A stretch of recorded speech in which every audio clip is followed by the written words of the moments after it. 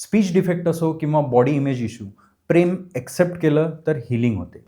Imperfect आहोत म्हणून प्रेम करायचं की परफेक्ट दिसावं म्हणून प्रेम करायचं?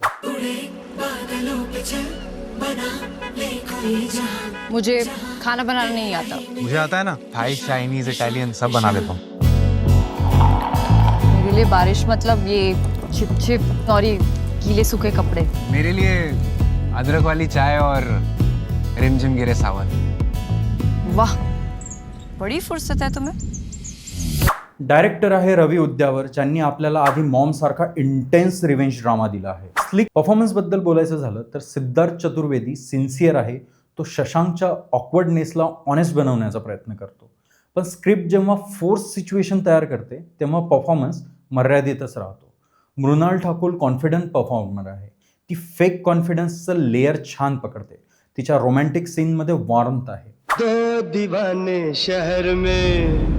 मैं नहीं हूँ यार उतनी सुंदर. आईने में वो क्यों नहीं दिखता जो मुझे दिखता है. दो दीवाने शहर में, रात में या दोपहर में. साल डेट किया हमने. थीम आहे सेल्फ एक्सेप्टन्स. इम्परफेक्ट असणं नॉर्मल आहे. रोमॅन्सला ॲक्च्युअली डेप्थ हवी असते. इथे स्पार्कल आहे पण स्पार्क मात्र नाही.